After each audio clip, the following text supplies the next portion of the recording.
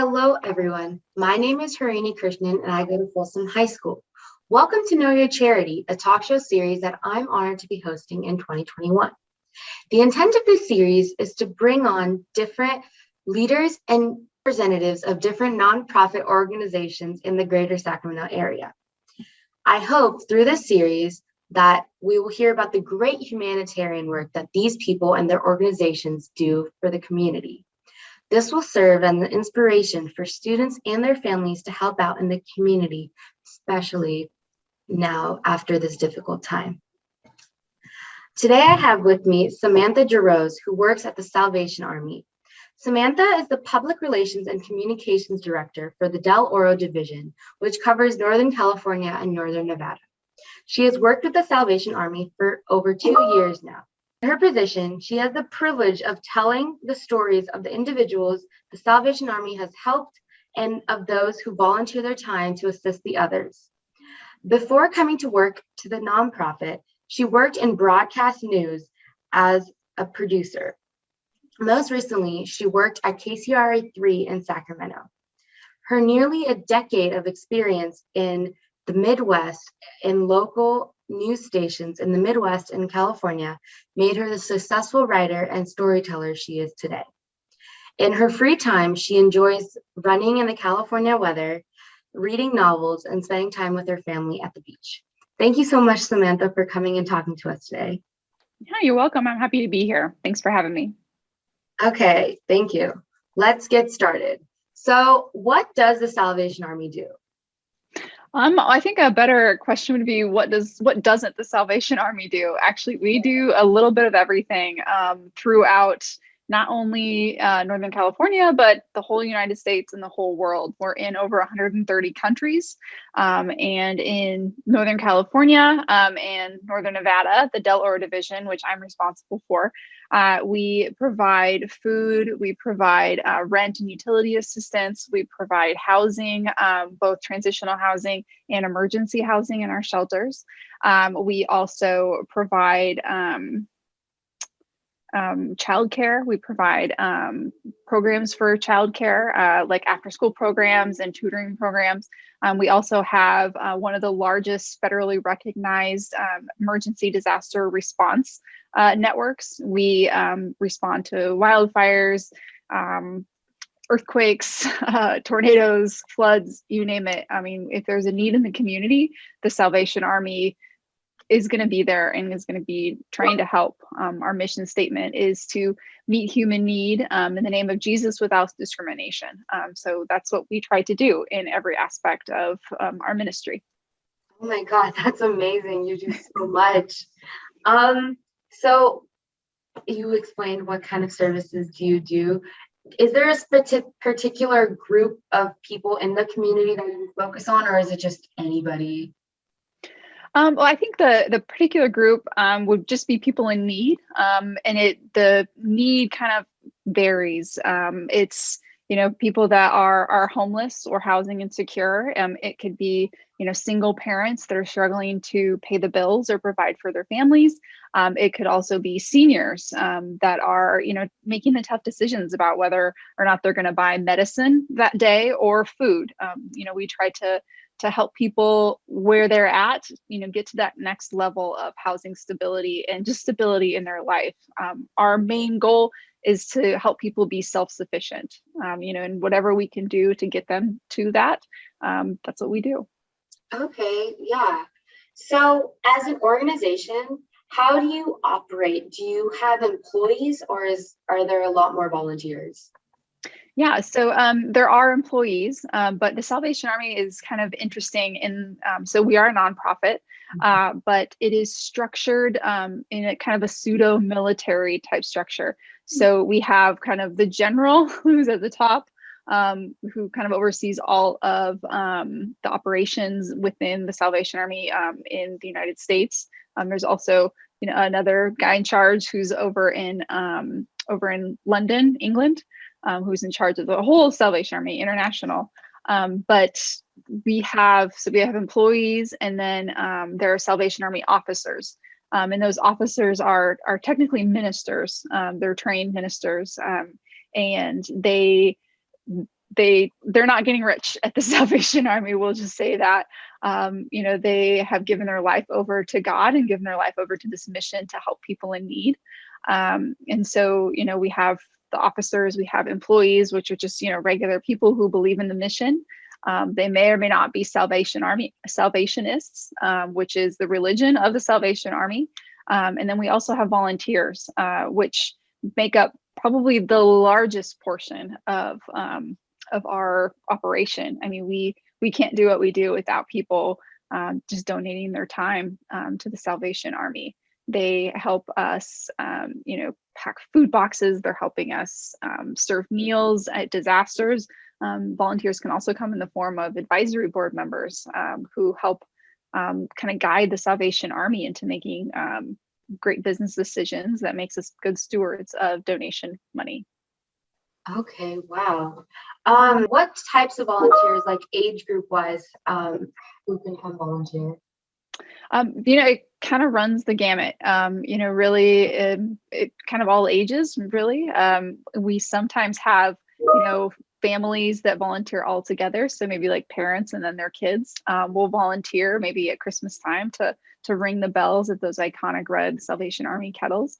And then we also have, adults that help out at disasters and maybe delivering meals. Obviously you can't deliver a meal if you can't drive. So there are some age restrictions there. And then, those who are volunteering to work with children, you usually need to be over 18 years old. But a large part of our volunteer base is actually seniors and people who are retired. They have a lot more time to give. They're, at that stage in their life where, maybe they don't have to work every day, but they still want to get back and be productive members of their society. Yeah, okay. And do these volunteers need any training or anything like that? Or they can just show up? What is the process? Yeah, it kind of just depends on what you want to do. Definitely for emergency disaster services volunteers, there is quite a bit of training that goes into that.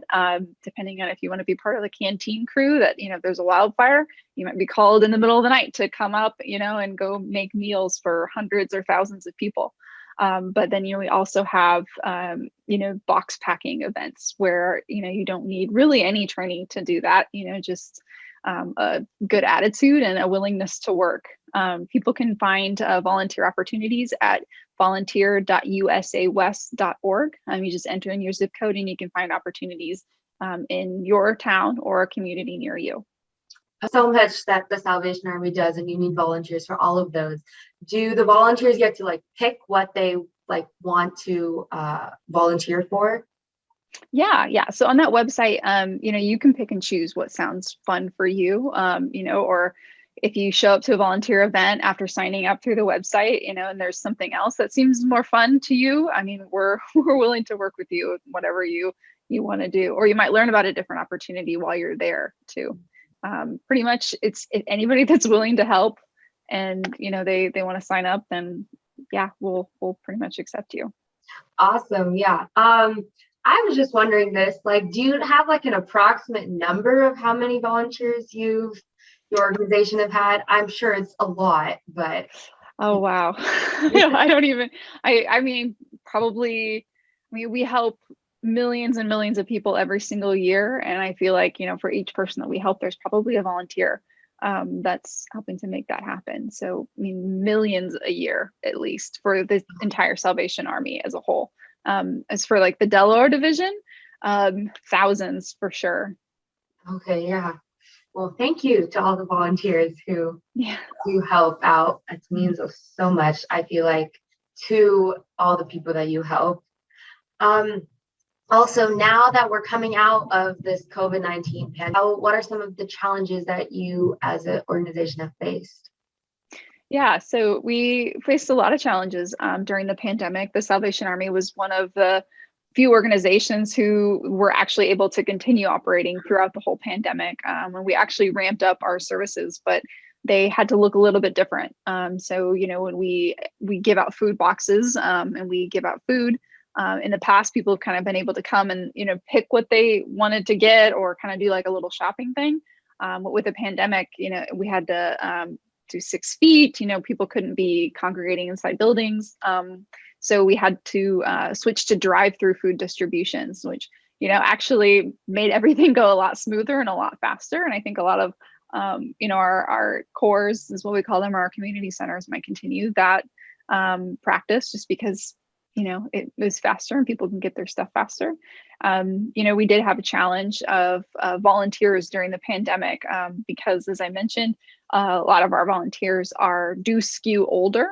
And so that population was more vulnerable during the height of the pandemic, and many of them did not feel safe coming out and volunteering. So we had to, kind of go for a more younger crowd, or, try to get different volunteers, maybe people that hadn't heard of the Salvation Army before. And so that was a big challenge for us, was, just trying to reach that group that maybe we hadn't tapped before. And then a lot of our other programs and stuff that weren't maybe like after school programs and kids programs for like sports and tutoring and stuff.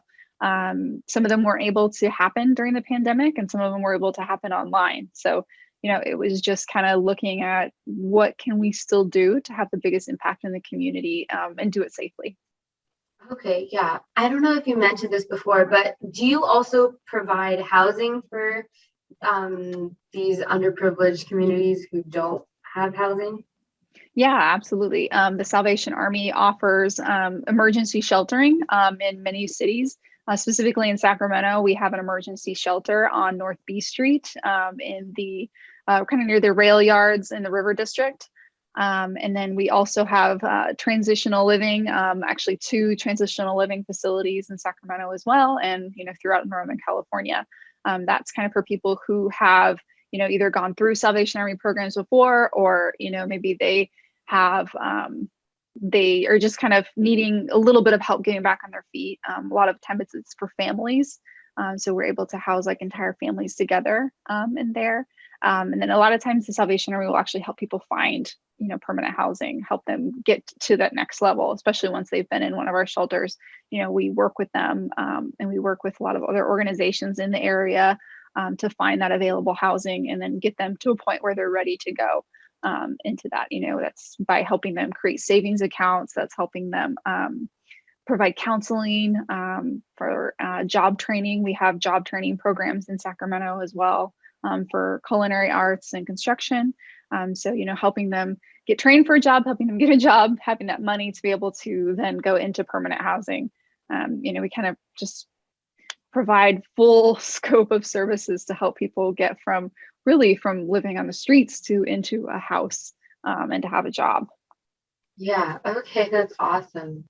And just as a person, how did you get involved with the Salvation Army, and how did you get to where you are today? Yeah, well, I always have, kind of had a heart for volunteering and for nonprofits. After I graduated from college with a degree in journalism and political science, I went into news and I loved telling stories. I loved the fast-paced environment. It was really great.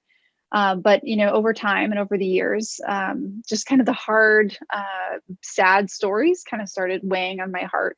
And I wanted to be part of the solution, not just telling people about the problem. And so when my contract came up with my new station, when I was working at KCRA, I started looking around and I knew I wanted to do something in the nonprofit world.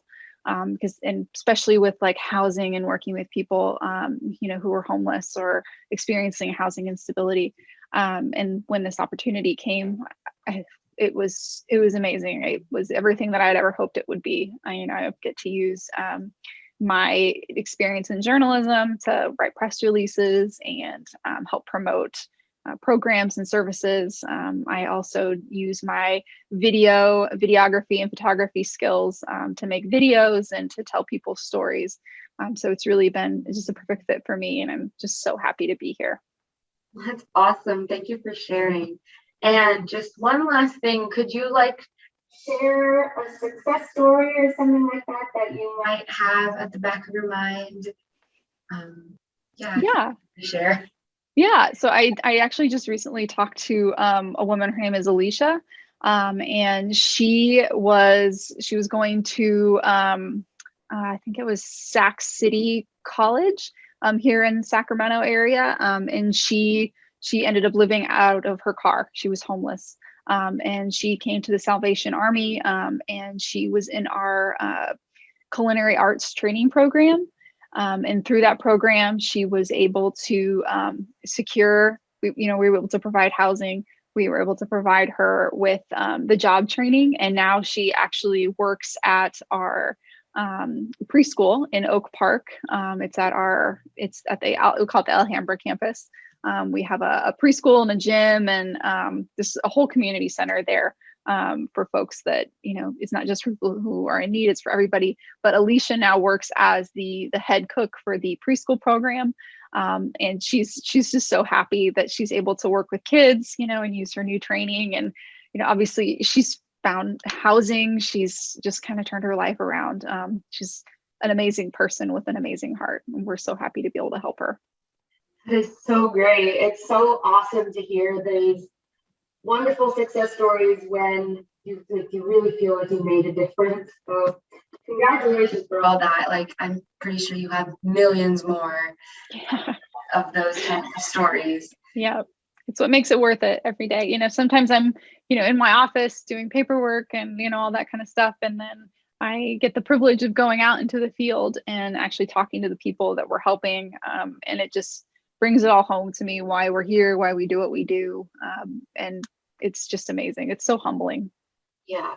Okay. And for all our viewers, do you want to maybe tell us where they can find more information or where they can sign up to volunteer, anything like that? Yeah, absolutely. Just for more information about the Salvation Army's operation here in Northern California or the Delaware Division, go to gosalarmy.org. That's gosalarmy.org. And then if you are interested in becoming a volunteer, you can go to volunteer.usawest.org, volunteer.usawest.org. You just put in your zip code and you can find a volunteer opportunity near you. Okay, well, thank you so much for talking to us. I really enjoyed learning about everything that the Salvation Army does. And I hope you guys also enjoyed and got inspired to help out in the community, maybe help out with Salvation Army. And I would love to hear your comments and suggestions and feedback. If you have any, you can email me at knowyourcharity5@gmail.com.